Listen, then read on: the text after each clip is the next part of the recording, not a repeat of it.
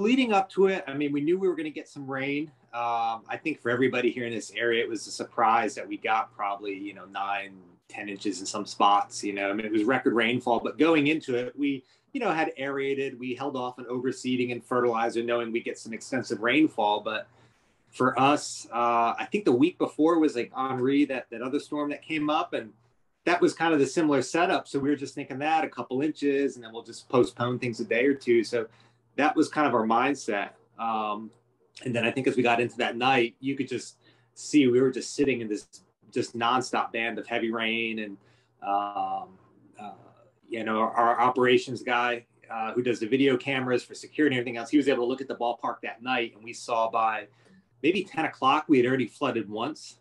And so we kind of knew that, all right, we were going to have some issues, but that was the day before. And then obviously the next day is when all the video footage and the photos came out where we, had the, 5-6 feet of water out there. So, but going into it, it really was a surprise for us. You thought, all right, we'll have a couple little washouts or, wet infield for a day or two, but we were not expecting kind of what we ended up getting here in the general area. So, you got, about 6 feet of water over the entire field? Yeah, over the field. Yep. Some of the parking lot areas and other spots on the property, we probably got closer to 7 or 8 feet. But on the field itself, it was probably about 6 in most of the spots. What do you do about something like that? Obviously, the first step is wait till the river recedes, and you right. So once the river went down and you could access the field again, what's the next step? Yeah, I mean, our first thing I think was just to get all the debris off. I mean, pads, benches, everything that was near the field flipped over, floated. The field tarp moved. I'd say about 30 yards or so close to so everything was just out of order. You had a lot of mud and muck. So first was just getting the stuff off. I mean, I don't know if on that first day we knew we'd be playing in a week, or it said, hey, let's just, it was just, all right, where do you start? Let's just start picking up the stuff that shouldn't be on there to begin with and just get the pads off and everything that had floated around and dumped and moved. So that was kind of step number one. But how long did that take just to get the muck off the field? And that was probably probably getting all the debris and all that stuff. That was probably the better part of a day and a half. Mm-hmm. I think there were still spots in the outfield that we had water, like along the warning track, that we couldn't access yet. That at the time looked like, all right, just a little bit of coating. But once that water receded, we saw that at that point was still probably a foot and a half deep where it had washed away the warning track. So there was still quite a bit that we couldn't do that first day, but we got most of it off then. And then I think we kind of knew, because we had flooded 10 years ago when I was here. And so I knew at that point, when you have all that kind of silty dirt just coating the grass blades, we really needed to just wash it off. That was the only thing that was effective in getting the turf clean. And there's probably a better scientific explanation for it, but it just seems to me like when you have that mud, like you're not doing photosynthesis, you're not doing respiration the way you should, and then you start getting some, immediate turf damage. So once we got the debris off, it was about just kind of hosing, basically power washing the entire field. And so we just had guys on hoses pretty much, from the first part of the day. I think the first night we finished around 10, 11 o'clock at night. And then, the days after, we ended up doing it twice and just kind of just blasting off the stuff off the field just to keep the turf surviving. Because I think once you have that coating on, you'll start browning out, or the turf is going to start to struggle. So it was kind of that immediate, just let's just keep this stuff, almost triage it and keep this stuff alive. And then we can assess more of the long-term effects after that, or if we're going to play.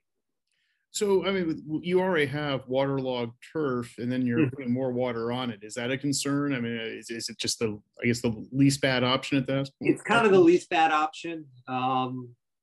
But the water kind of receded. So a lot of the surface stuff came in and came out. So, and being on a sand-based field, I mean, it does drain fairly well, even with that amount of water. Like it's different than maybe like a soil-based field at a high school or something, where you might have, just be saturated for days.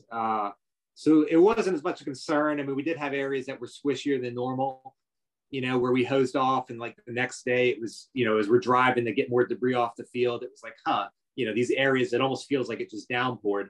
So we definitely saw there was a lot more water holding in the field than normal. But I think initially it was just, that's the best option we can get, because, we just got to keep that turf alive. And allow that to recover. So, but we probably within a couple of days, because the other thing was our irrigation box shorted out because that was underwater too. So probably if it flooded Thursday, we were cleaning up Friday, it might have been by Sunday, Monday, we had areas of drought stress out there because now we're not getting water on the field. So now we have another problem. So we knew what, adding that a little bit of additional water wasn't going to, slow us down too much. Okay. So you get the grass cleaned off, the individual leaves cleaned off. You have the field is draining. How long before you could go out and like fix the warning track and replace any of the lost turf or lost soil, I guess? Yeah, so I think that was Labor Day weekend, so it wasn't great for getting materials and contractors lined up. So that was another holdup. But we had a construction company on site who was doing all of our other, additions that we've done since the Yankees have come on board here. So they had excavating equipment and such. So I think by Tuesday they were able, because they were at a pause because a lot of their materials got affected in this. So they just kind of transitioned. We got a couple loads of track mix and gravel when they were able to start fixing the track, and had it almost complete by Tuesday. I think they finished that up by Wednesday. And then we were just fine tuning at that point. So, that really moved pretty quick. And if we didn't have those guys on site, I mean, it would have been a different ball game because, they had a lot of just that heavy equipment that, we don't routinely have, and to get a contractor lined up wouldn't have happened. So that was huge. We were mowing, I think Sunday.